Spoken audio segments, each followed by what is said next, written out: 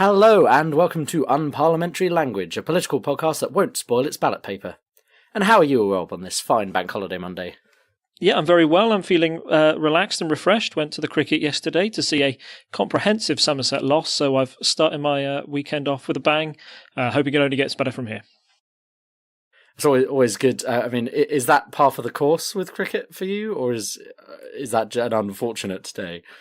To be fair, it's a mixed bag. I've had more success with Somerset than I have with my football team, Coventry City, and with my rugby team, Bath, and just generally supporting England in any sport. It's a mixed bag. So I've come to expect disappointment.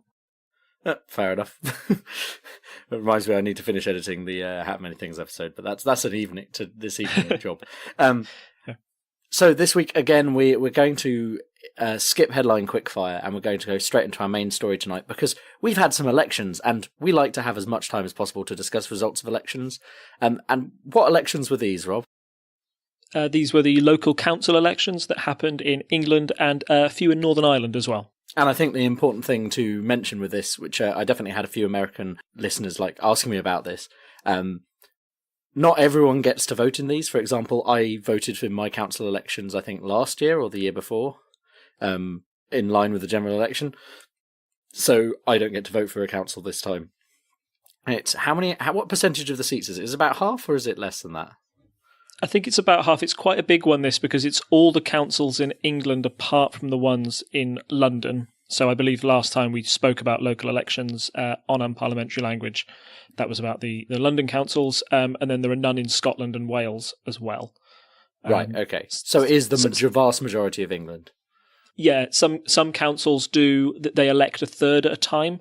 So they sort of adapt a US-like system where it's in the Senate, where they have like a rolling third that goes on. That means it's meant to not change so rapidly with short-term things. But yeah, for the most part, it's all of England. This is obviously the first election we've had since the general election, I believe, other than maybe a few by-elections that we haven't covered. And also, this is the first proper test of the public's view on what's been going on with this whole mess around Brexit that we've been covering the last few months. So before, I think, if you'd had this maybe 6 months ago, perhaps the results would have been a bit different because people were still expecting Brexit to be delivered on a particular date. Now it hasn't. That has affected the results somewhat. So I think you want to give some more context on that, but that's just a very broad context that this is like the first test of the electorate's view of what's been going on, and it is covering a large majority of the country.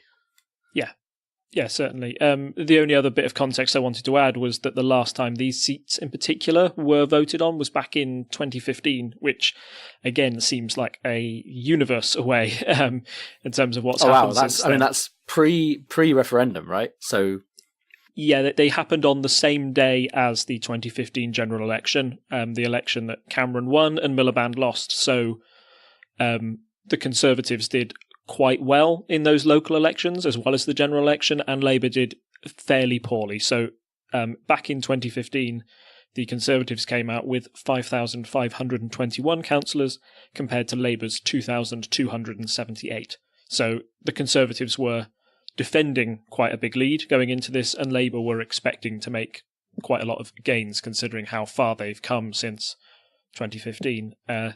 The only other thing I wanted to mention as well was that the Lib Dems, this was quite an electoral low point for them. This was the backlash against them being in the coalition. The Lib Dems did awfully in 2015, losing a vast majority of their MPs. And as a result, they lost 411 councillors, and they're starting from a base of 658. So we would expect the Lib Dems to do a little better than the last election in 2015, because to be quite frank, it would be hard to do worse. I think we're probably going to want to go through all of the parties. Let's start with the Conservatives since they are currently in power. That probably makes the most sense. So how did the Conservatives fare on Thursday? Yeah, there's no hiding the fact that it was, quite frankly, an awful night for the Conservative Party. Before this, they'd been saying that they expected to lose 1,000 seats, and that was sort of expectation management. That was saying, it can't be any worse than 1,000. However, it was by quite a long way. I think in the end they lost 1,351 votes. Let me just double check that figure. Sorry, 1,334 votes they lost in the end. I've got a list as well. They've lost control of 7 councils to the Lib Dems, 2 to Labour, and where they previously had control of 36, now 36 of those are now in no overall control. So that's massive. You've lost control of over 40 councils. Like we mentioned before in 2015, that was quite a high point for them, so they're expecting to lose some, but to lose on this scale is kind of unprecedented. And I think possibly my favourite loss they had was they lost Uttlesford. And they lost Uttlesford to the Residents' Association, which is not even, that's not a party, that's just some people locally. So, yeah, it's been, this graph that we will put link to in the show notes, that's pretty damning as a picture. Just, that drop is horrific. That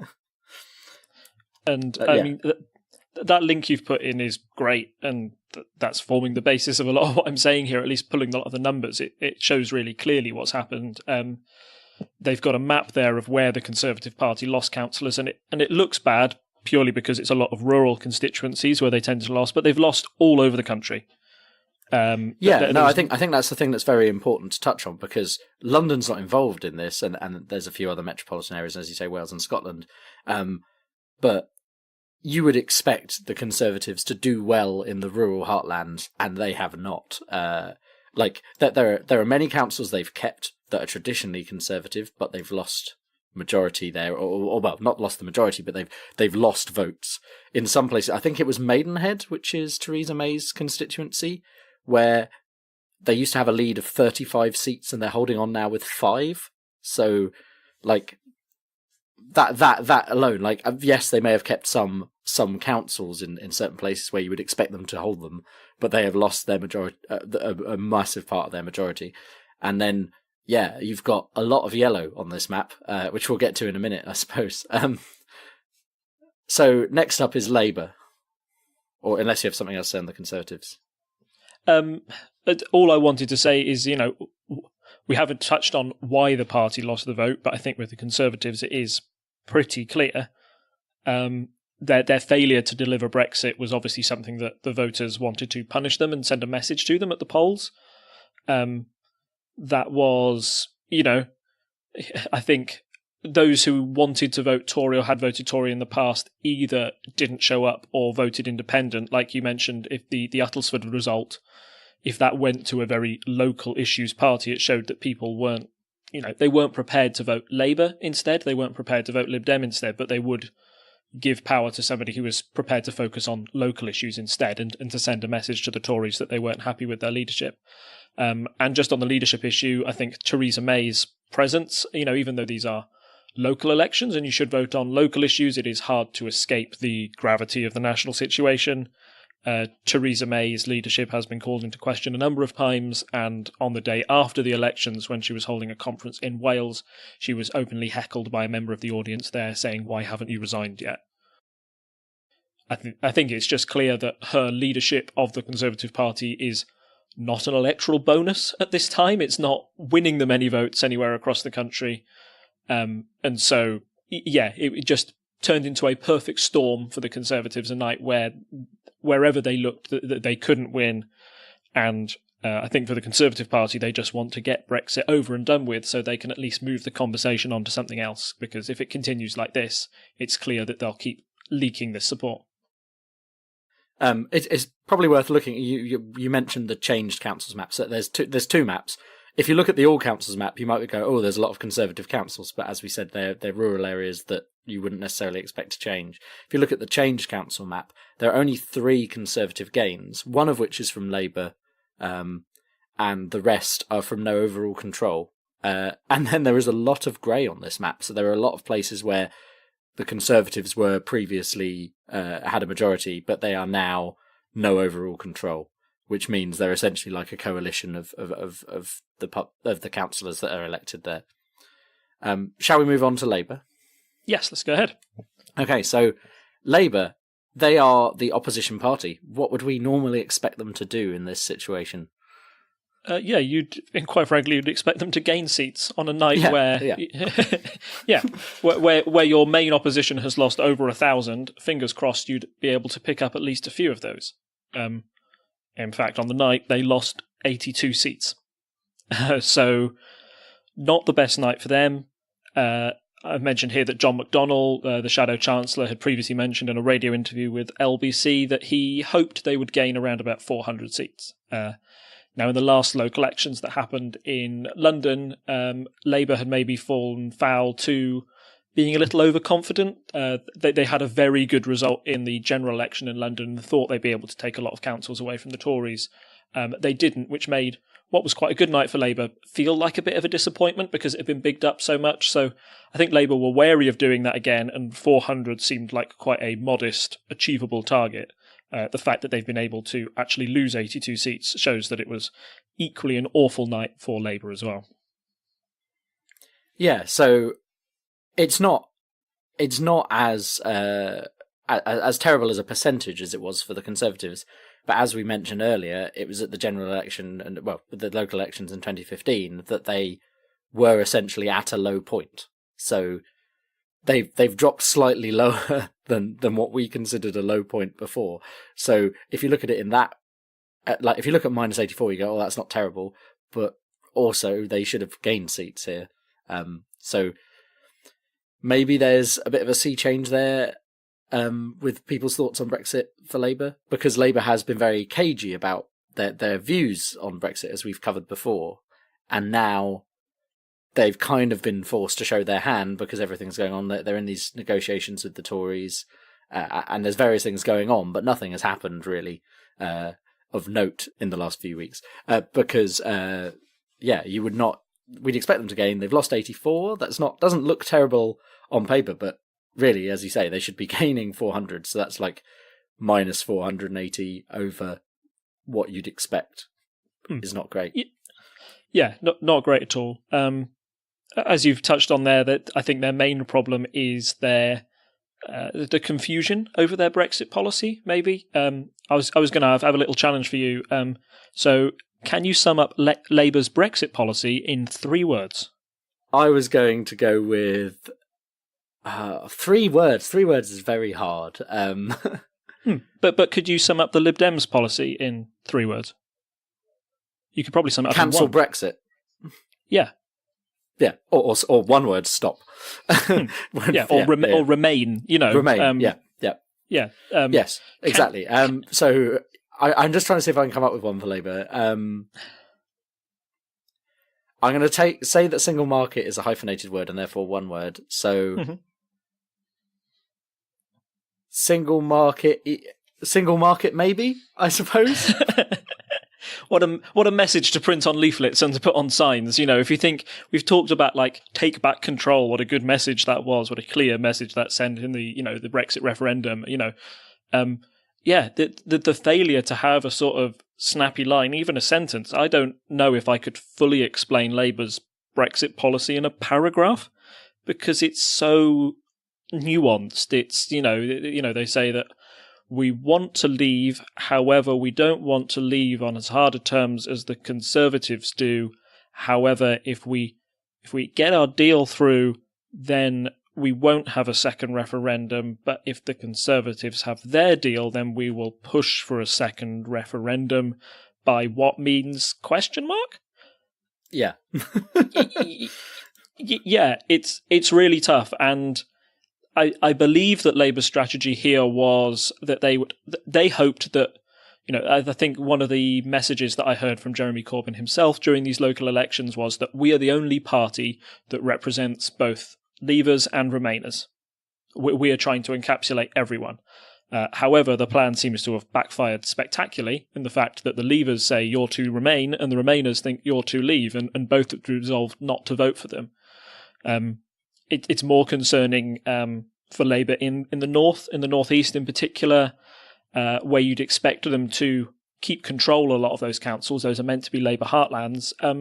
They lost. The biggest one was in Middlesbrough. Labour lost about 14% of the vote there, and there was a big swing again towards those independents. So that suggests for me that there are long-term Labour voters who are abandoning the party. They're not prepared to give their vote to the Conservatives or the Lib Dems, but they're willing to give their vote to a more local issues party, and in doing so, send that message to Labour that they don't agree with their national policy on Brexit. One thing I'd like to mention here is that I know quite a lot of people in Manchester, having lived there for a few years, and obviously, as you say, it's Labour heartlands as a general rule. One of my friends lives in a Labour council seat where it's just so safe that they just don't canvass for local elections, and the guy still my friend predicted the result, and then the result was nearly exactly what he said. It was like something like 2,000 votes for the Labour person, and then the next nearest person was on like 400. It was like, it's such a majority. But there are places like that are starting to shift. And if Labour's policy has for the last 20 years just been like, oh, well, they'll always vote Labour, then they're going to have to change tack. And a big shift like that would really affect how our politics works, because we have this general assumption that Conservatives will always get a certain number of rural seats and Labour will get a certain number of inner city seats, and that balances out when it comes to a general election. And then there's the swing voters in certain areas that are known to be swing areas. So if those areas start changing, you can see things like we saw in America with the Trump election, where like areas swing across to a different party and suddenly changes the whole voting map. Next biggest party, Lib Dems. Now, those 1,300 lost seats had to go somewhere, and I think Lib Dems are feeling pretty happy right now, aren't they, Rob? Yeah, the Lib Dems are ecstatic. It was, if you wanted to pick one big winner from the night, it was the Lib Dems, who can sort of, hang their hat on this result and say, we're back, we're relevant again. The dark days of 2015, where it seemed to be all over, and even before then in 2017, where we'd expected the Lib Dems to make gains, but never really were able to do so. This was their big opportunity, and they grasped it. They've won over 703 seats now compared to 2015, and the majority of those gains have been in the southwest, southeast, and the east of the country. So I think the reason for the big Lib Dem win is sort of, there's a few points. We've talked about them coming from a low starting point. The other thing is that where the Conservatives lost out so heavily in rural constituencies, those tend to be a straight fight between the Conservatives and the Lib Dems. Labour have never really featured in more rural areas. So where you get both the Conservatives and Labour doing badly, that's a clear gap for the Lib Dems to step in. Meanwhile, in the northeast or in the more, in the cities, in the more urban areas, the Lib Dems are starting from a much lower base there, and we're seeing support there sort of drift towards more independence. So that they didn't pick up the big wins in the northeast of the country, but back in their traditional heartlands, they were able to capitalise and sort of send it back to a more 2010 feel when the Lib Dems were at their peak again. Lib Dems have always been strong in these areas, or at least they were gaining popularity back then. This is a good way to sort of say, yes, we're back. The third point is that, we've mentioned it with Labour, that their message was confused on Brexit. The Lib Dems have a very clear message. They are a party of Remain. It also benefited the Lib Dems that there wasn't really any competition for those Remain votes. We're going to touch on the Greens later, but there was no Change UK starring in these elections. There was no real way to split the vote, and the Lib Dems have that's backed up by the Lib Dems' history of running quite good local councils. I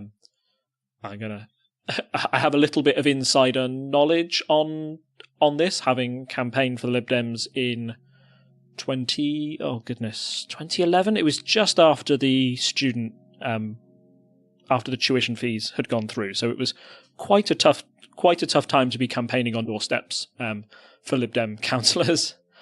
But traditionally, the Lib Dems have tried to build their success on good local politics, and local elections is their chance to shine. It's hard for them to make a dent in the national elections, where some people feel they might be wasting their vote, feel that a vote for the Lib Dems might let the Tories into power.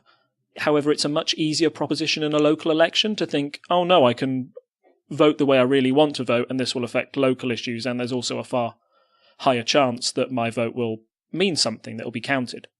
And with that, the Lib Dems see quite a big responsibility to make good on their promises in local areas. If they're able to build up trust or build up a pattern of, successful governance within a local area, they hope that that can be converted into seats come a general election.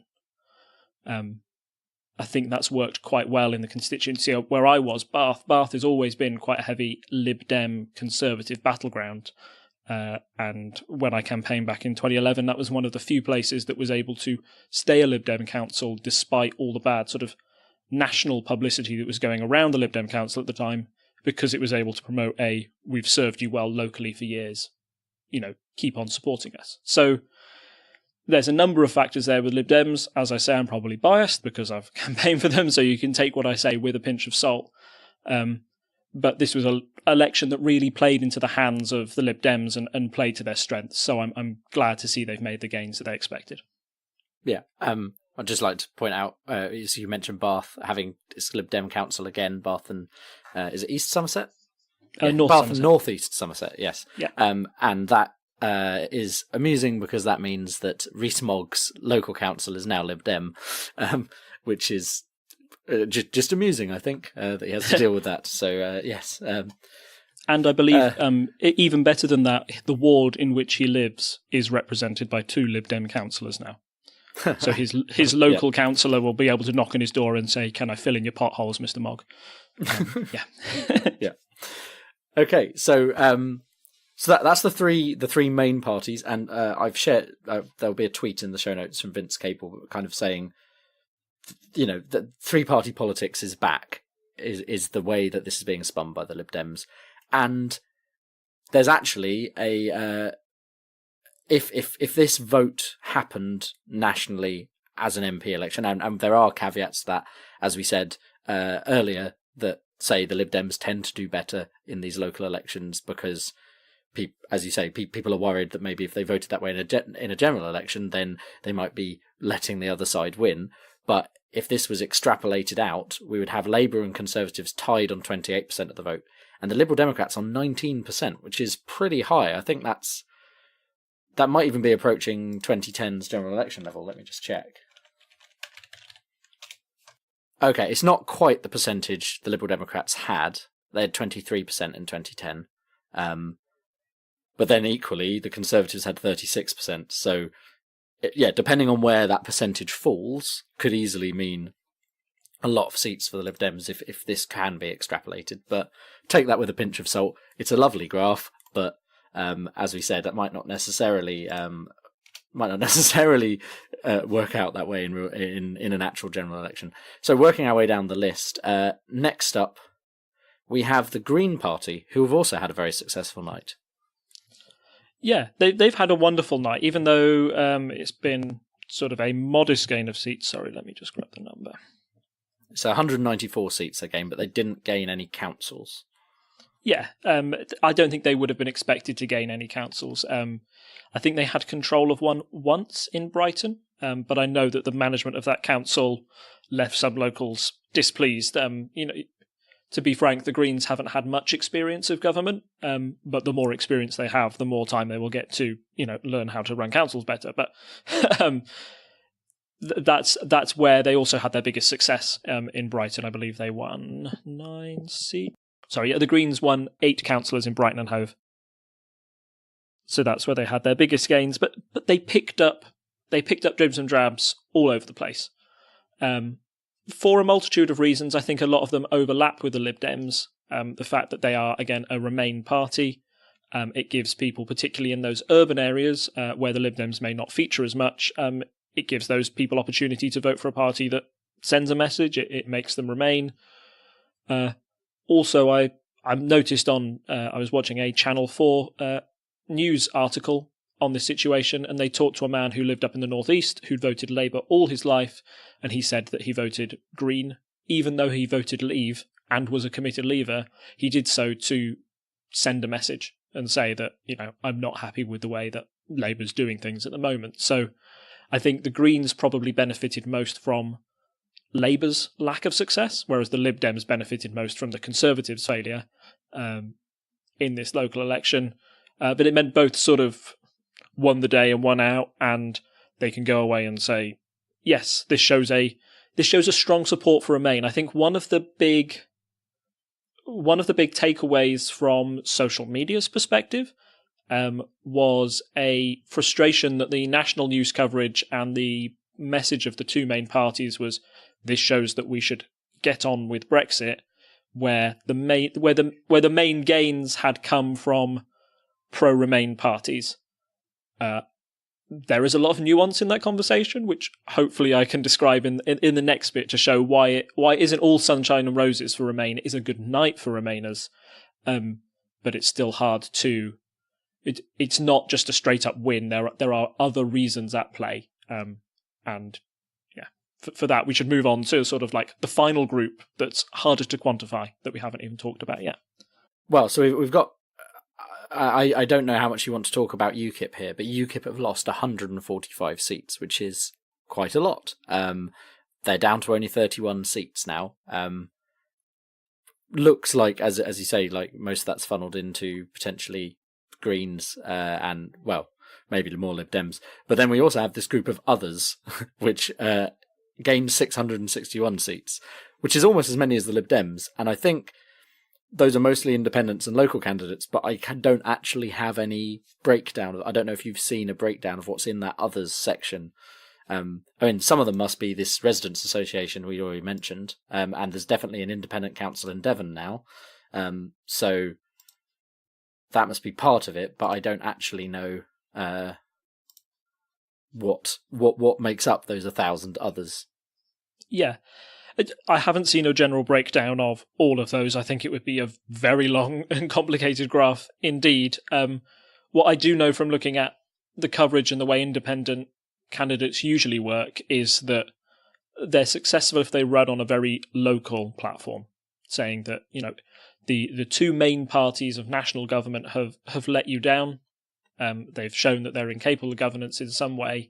What you really should have is one run by local people who will put the local interest first.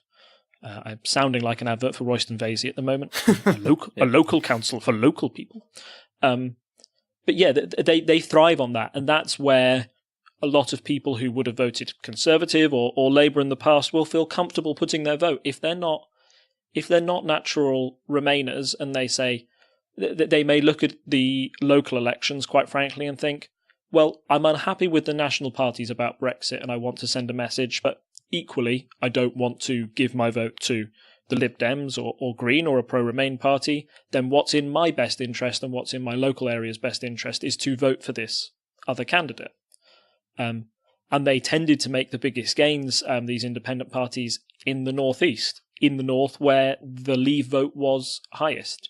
There was a council in Bolton that I saw on Channel 4 News as well, where the control of that went to, or sorry, not maybe the control, but a large number of councillors were voted for a pro-independence party, a pro-local party. That when you talk to them, they talked to the leader, and he said, "This has got nothing to do with Brexit at all. You know, this is about putting local people first." And that's partly true, but on the other side, it's if Brexit hadn't have happened, I think there would have been no chance that they would have been able to win in Bolton. People would have just voted Labour, like they always did. The fact is, we are not living in normal political times, and that means that people will vote slightly oddly. They will vote outside of the mainstream. So that's why there's this big message that the mainstream political parties should worry, particularly the main two, because they are generally seen as distrusted by a large amount of the electorate. Yeah, so with that kind of interesting soup, I suppose, of different positions being... right, but essentially we can't really use those others to help us when it comes to... And I think that probably ties into that vote, the vote extrapolation I've already shown, where it says other would have 25%. But realistically, we know that people don't tend to vote for those local and independent candidates in general elections. So realistically, I imagine most of that other would fall into Labour, Conservative and Lib Dem. maybe a bit into UKIP because they've presumably summarised UKIP under other there. So if we're looking ahead to the next general election, which is supposed to be in 2022, but, well, anything could happen in the next half hour. No, but yeah, anything could happen with Brexit. So we will definitely see. I'm definitely not going to make a prediction as to whether or not we will be voting in 2022 or earlier, but I definitely think there's a possibility that it might be pulled forwards.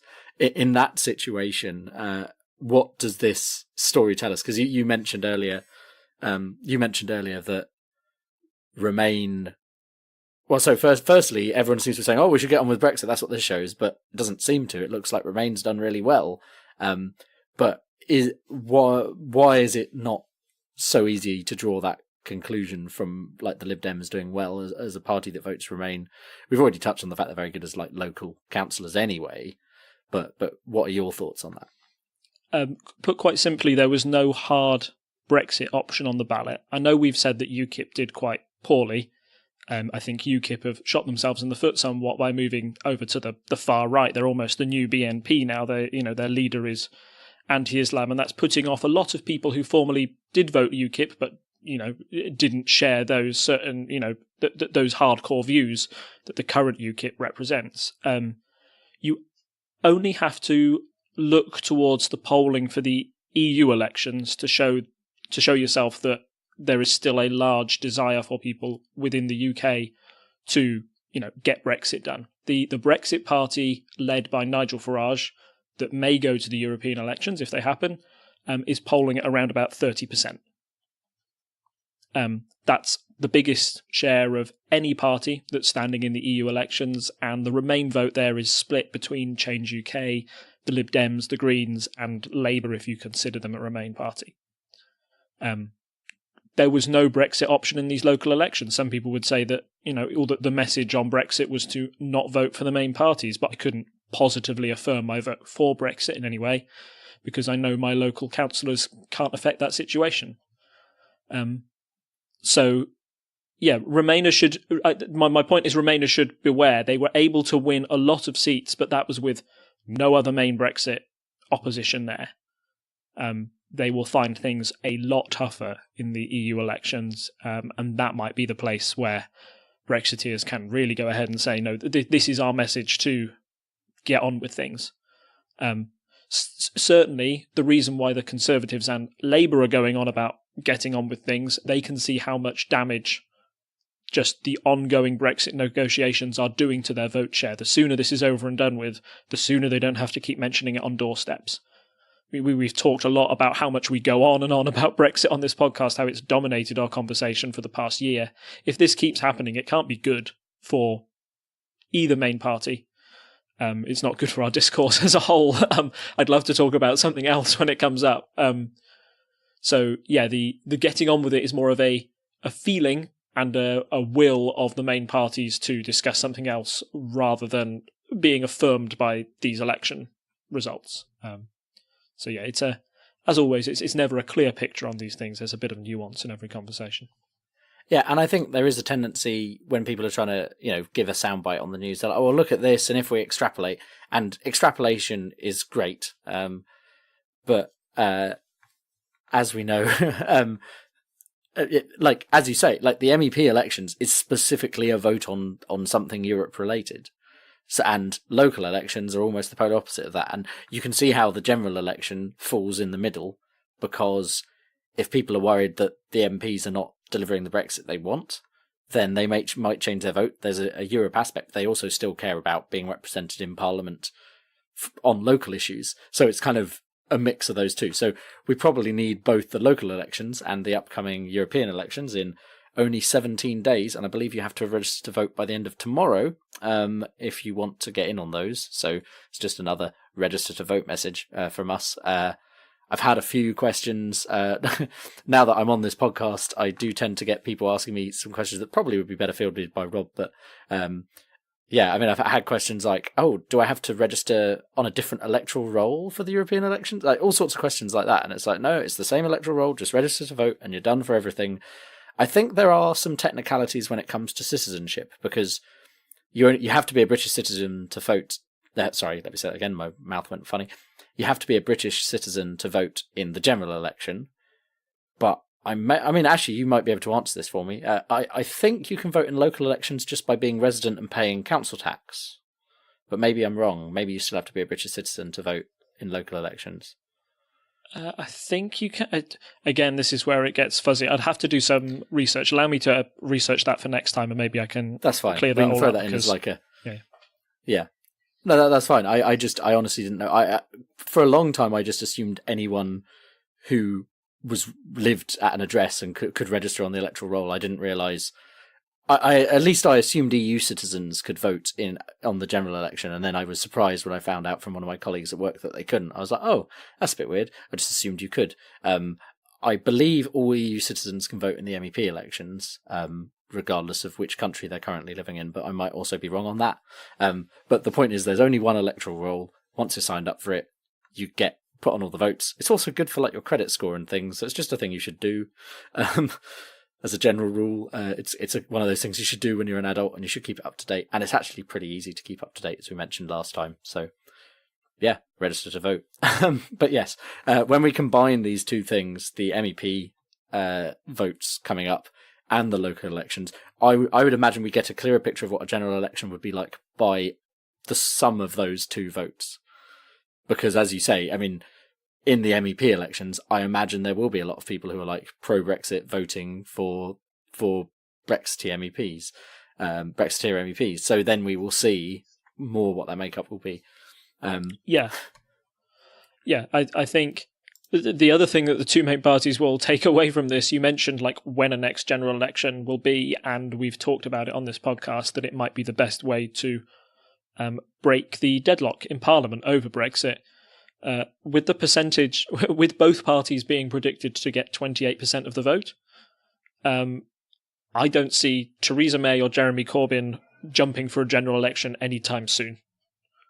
I would be really worried if I was them, because A, it doesn't look like either side's going to win a majority.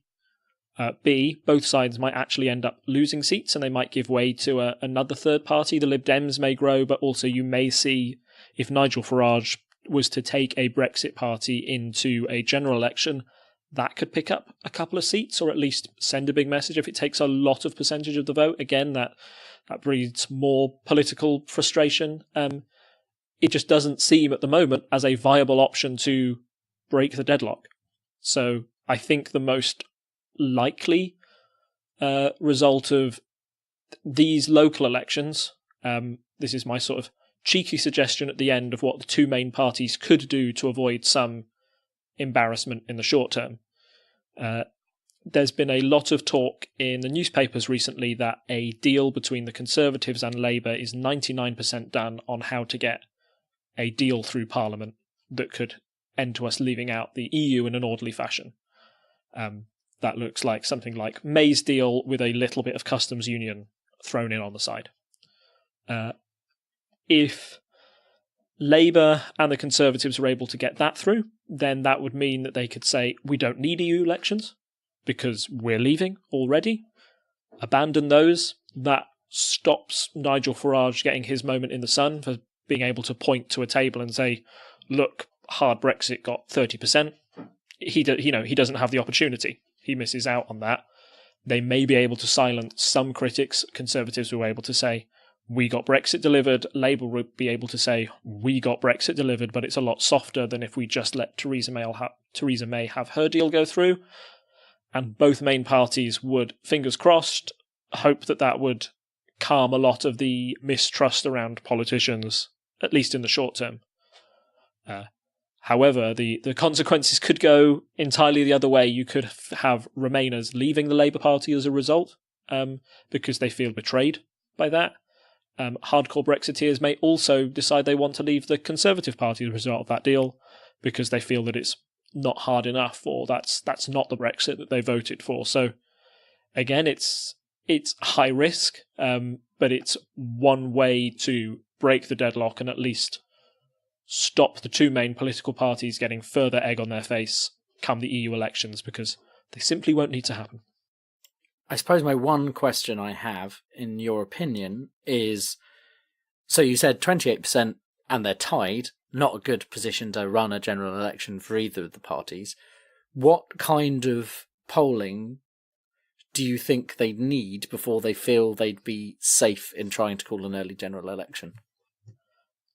The Conservatives would want one where they were leading by quite a long way, put quite simply.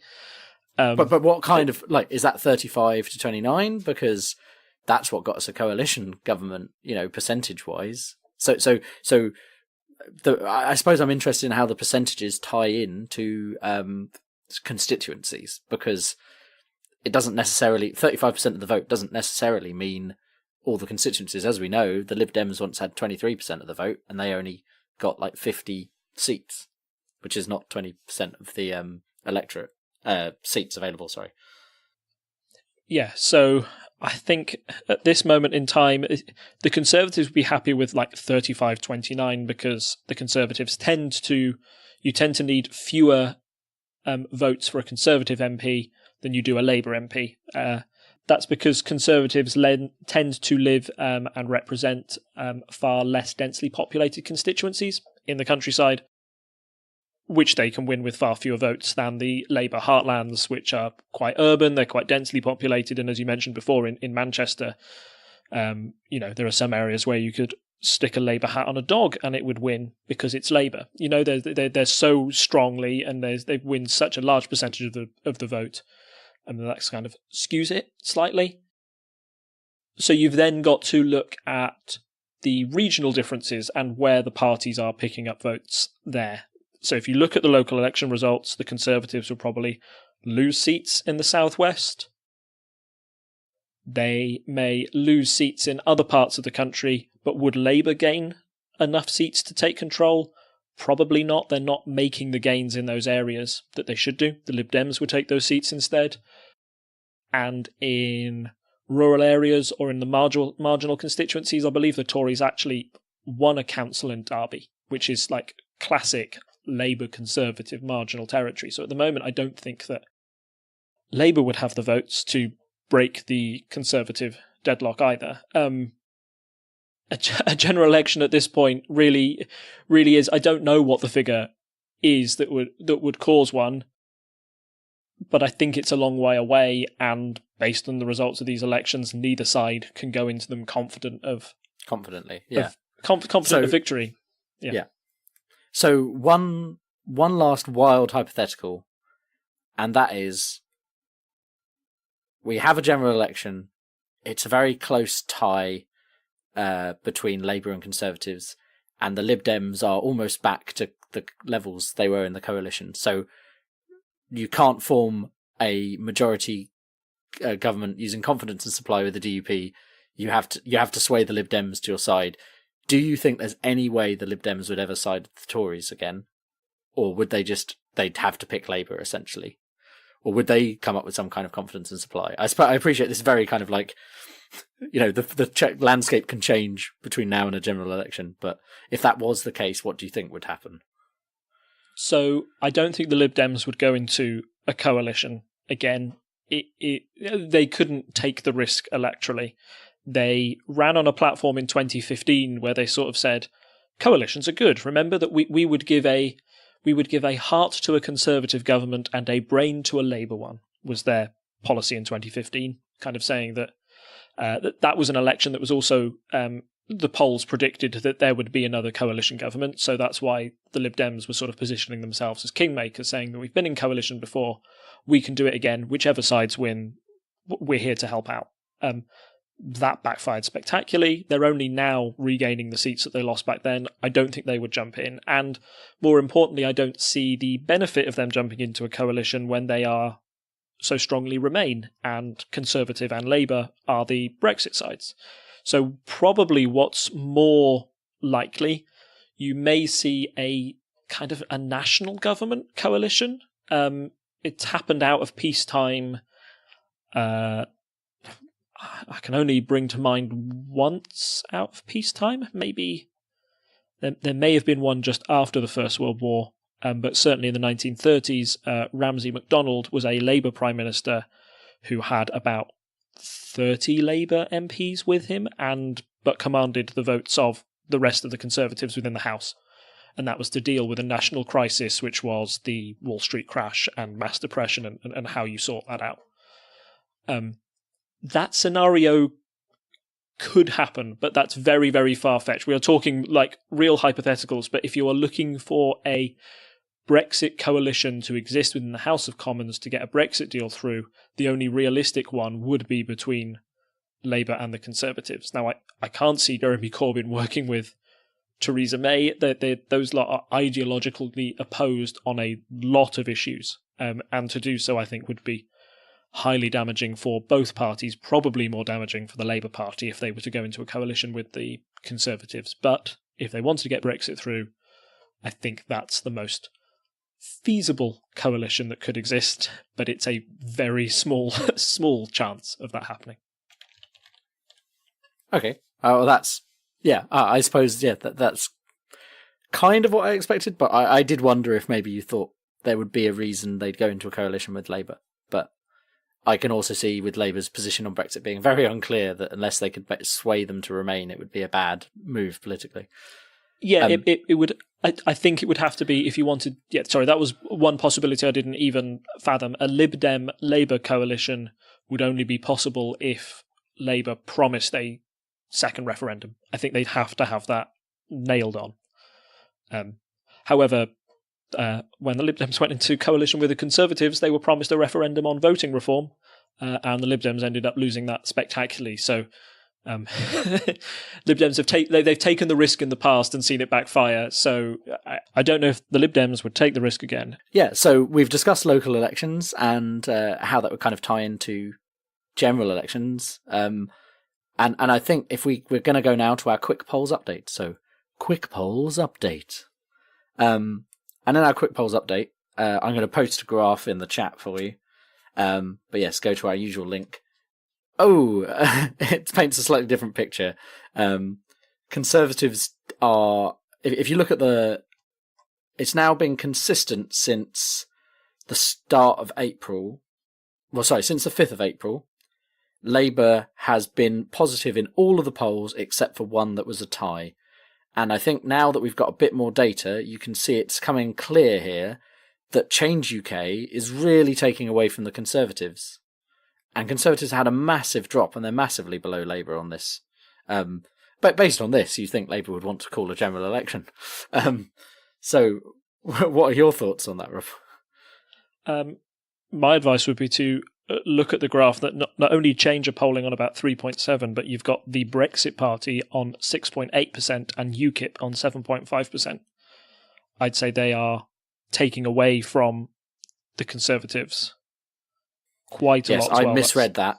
The green colour is the Brexit Party, not Change UK. I read those the wrong way round.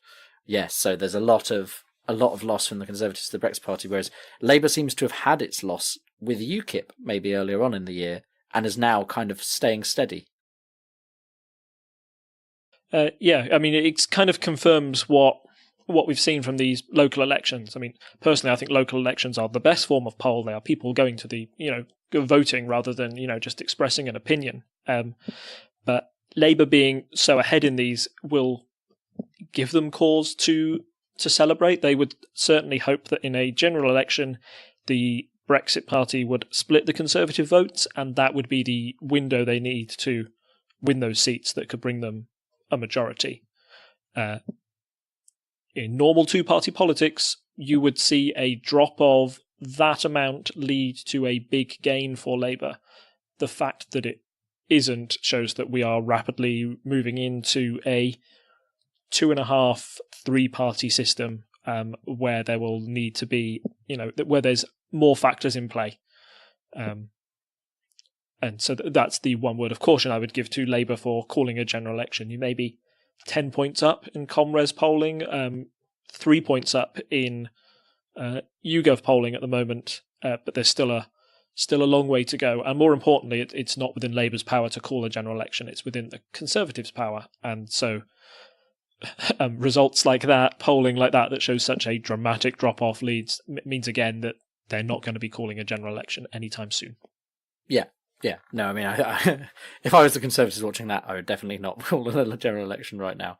And it is actually, on that view, it is the lowest the Conservatives have polled. So that's since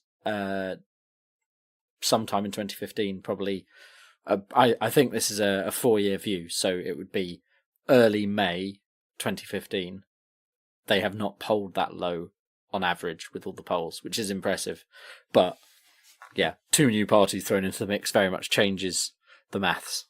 So thank you as always, Rob, for joining me. And we love an election, as everyone knows. So these are always some of our favourite episodes to do. If you want to come along and listen to us while we're recording these episodes live, you can join us on Discord. There's a link in the show notes, or the doobly-doo if you're on YouTube.